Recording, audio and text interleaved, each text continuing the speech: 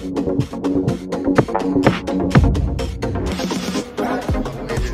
gano'n kayo yaman, no? Yung dyan. Ito yung pogi ko kaibigan, no? Nasaan na po ako eh, sa malayo na. Bahay tayo. Bangulele. Nakinig ko yung dito ng baba. Wala na.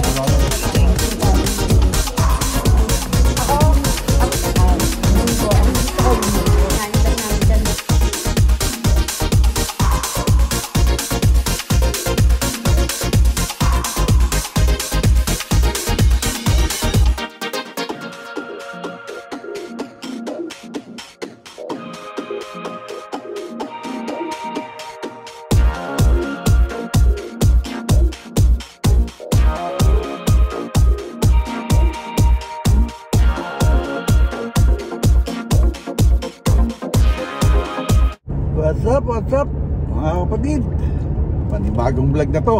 At kasi sabi ko nga sa inyo, mahaba itong biyaheng to, kaya sana huwag kayong mainip at huwag kayong magsawa sa panonood ng channel Tatay Pandong. Siyempre kasama po pa rin natin si nanay. At wala pa tayo sa kalahati na tinatakbo papuntang LA. Ito, at para makita nyo rin kung ano yung mga biyahe namin dito, para kung ano yung pwedeng makita. Sabi ko kasi nyo na kumbaga galing tayo sa probinsya, pababa tayo ng city. Kaya eto mga kapatid, papasalamat naman tayo sa Panginoon na tayo ginagabayan siyempre sa araw-araw to at sa biyaheng ito. Sana huwag kayong magsawa mga kapatid, at ipapakita ko sa inyo kung gaano pakahaba yung ating biyahe. Pakahaba niyan mga kapatid.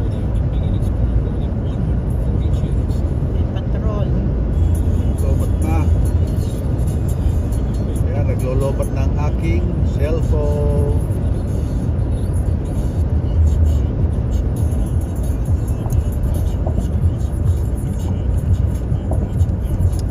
Okay, yan ulit mga kapatid.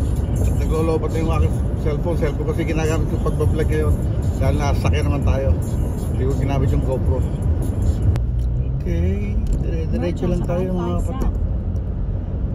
Diretso lang tayo mga kapatid. Magalaw yung ating camera. Inayos ko na pero ganun pa rin. 162 miles. Continue straight.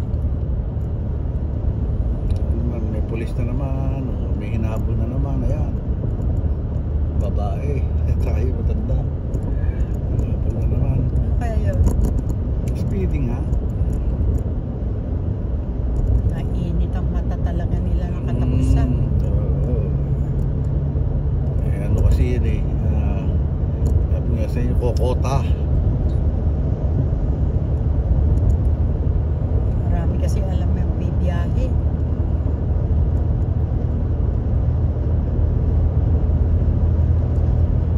Muragas na sa kabilang yan 449 no? 493 yung debit card siguro.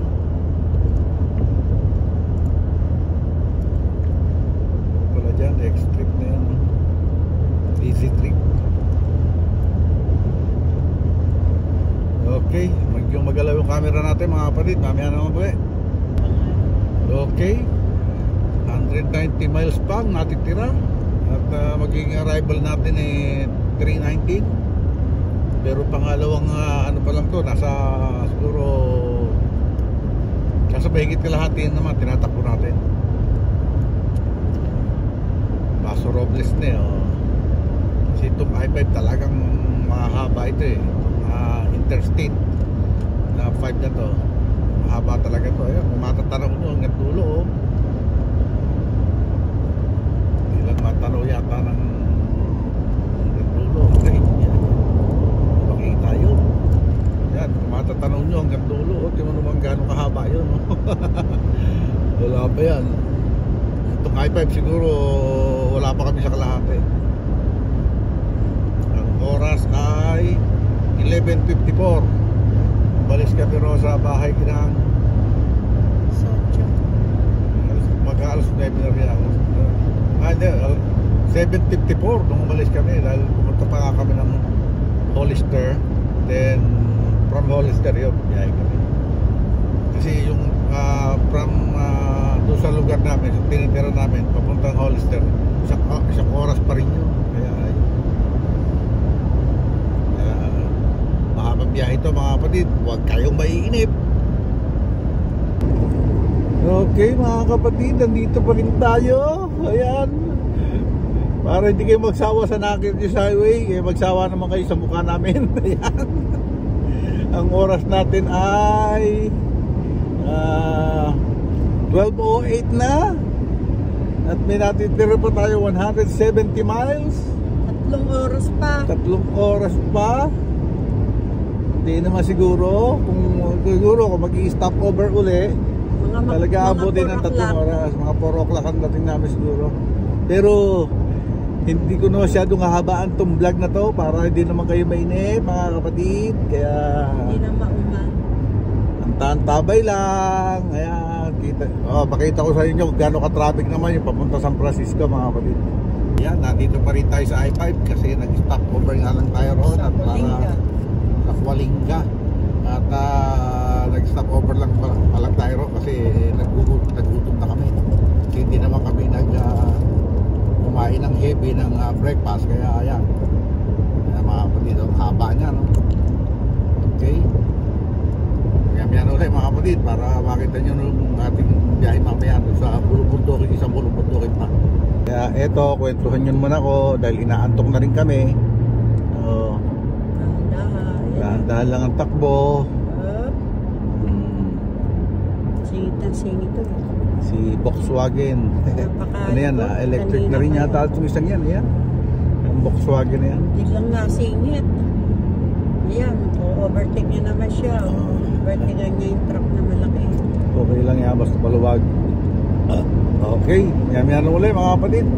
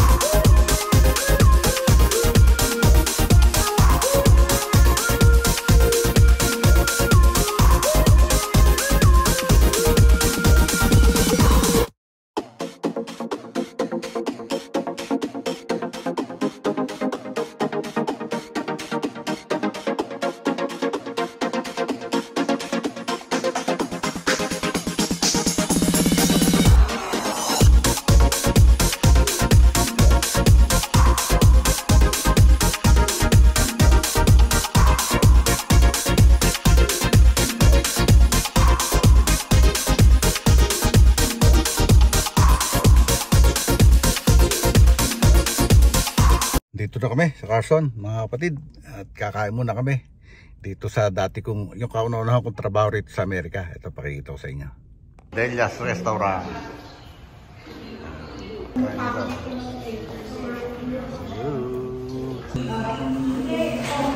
O, sige tumunod. Ito yung pogi kong kaibigan, no? Dito sa Carson, no? Nakikita uli kami, oh. Wala po si Parang nandun, nakikita kami nung nakarang Bukas. Hindi, nakikita kami nung January, nung pumunta ako rito. Ngayon, hindi pa. Ayun, hindi pa. Ako binalikan ko yung dati ko pinagtrabahuhan na yan. Ito yung kauna-una akong trabaho rito sa Amerika. Dito sa... Nasaan na ako? Okay, nasa malayo na. Oh. Yung bangus na lang. Tingnan mo ang mga bumibili rito kung gano'ng kayayaman, no? Tingnan mo naman, oh. Wow.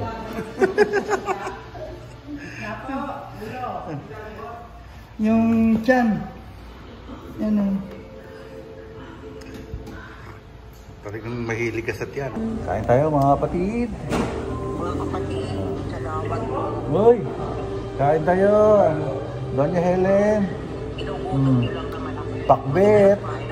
Andito nga kami malapit sa inyo, sa Cadelia. Diyan sa Mary, diyan sa malapit sa Litan. Oo, yung nilakaran natin. Dito ako dati nagtrabaho. Kaya Di ba nagtrabaho si Panjoli? Naiminis, baka 2 taon din yata ako dito. 1 taon. ang taon yun. Ano namimiss nyo yung lichong kawali, wala na Wala nang lichong dito ko ali. Wala na si Ate Clarita. Kaya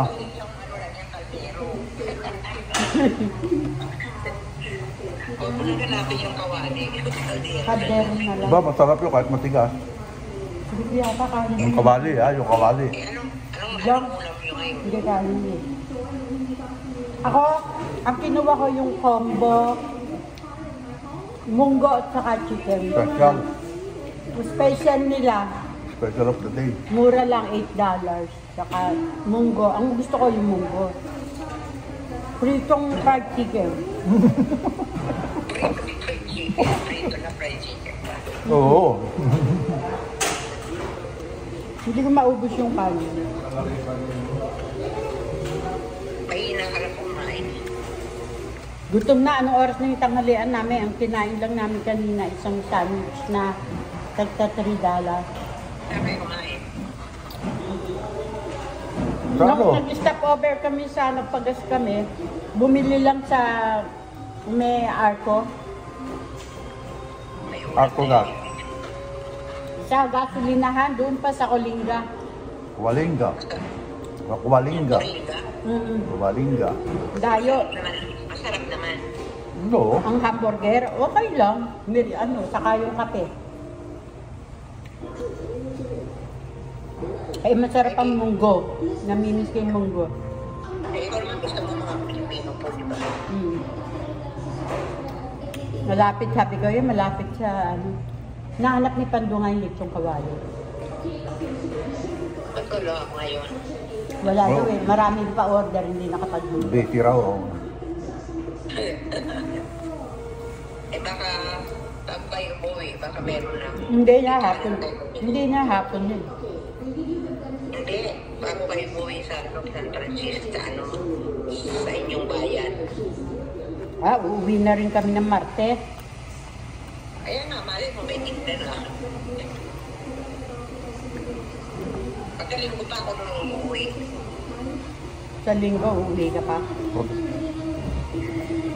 na. Sa linggo, Huwag na. Akala ko uuwi ka. Kasi, umuwi na nga ako paggabi. Magabalo. Kasi kala ko nga hanggang ano lang ako dito. Nagbago yung isip ni Claire.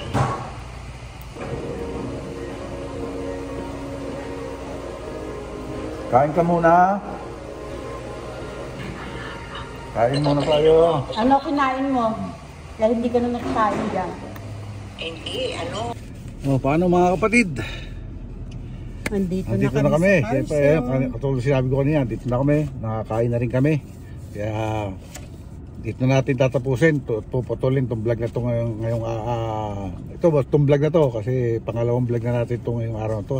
Yung mga pag-travel natin papunta rin sa Carson. Nandito na nga kami at binalikan ko lang yung dati kong kauna-unahan kong trabaho dito sa Amerika. Talagang pagdating Ay, dito, thank you, Lord.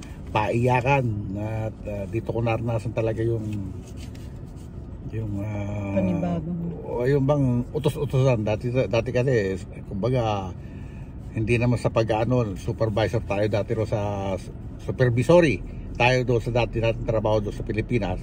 Pagdating ko rito, naging utosan tayo dito, tagagayat, taga-tapon ng basura, taga-map ng floor. Yan yung una kong trabaho rito sa yan, sa griller, yan, tagagayat ng gulay, karne, tagagayat ng pang-barbecue. Kaya nagpapasalamat pa rin ako dahil kung wala yung talento natin yon na dati na yung na-experience ako doon sa Pilipinas na bilang mahilig din magluto, hindi natin makakayanan yung ganun bagay. Nakayanan ko rin naman siya ng more than a year bago ako lumipat sa kundi nga lang ako kumbaga may nagkasama kami ng loob ng may-ari na lalaki. Kaya lang ako lumipat sa ibang restaurant. Sa hotel. At pag doon nung lumipat nga ako sa isang restaurant, nakakita naman ako ng a-applyan dahil nabigyan ako ng pagkakataon at yung may pizza si Mrs. si nanay na nagtatrabaho sa hotel, nakapagtrabaho tayo sa hotel. Yun. Kaya paano, ikwento ko lang mga kapatid at tawag dito, hanggang dito na lang itong vlog natin to at maraming salamat sa hindi kayo bumibitaw at wala niyo sawang panonood sa channel Tatay Pandong. At maraming salamat sa Soward community, Soward Team USA, Planet Soward, Soward Family, Bukana Vloggers, Team Kapanalig at LA to Manila Bay. At maraming salamat din kay Idol Japper Sniper, kay Paulo Cordoba ng Manila Bay Academy at kay Miss Japper Sniper. Maraming salamat at syempre huwag natin kalimutan pasalamat sa Panginoon dahil sa araw-araw nagbibigay ng biyaya sa atin. Hanggang dito na po. God bless us all and be safe always. We love you all mga kapatid. Bye bye.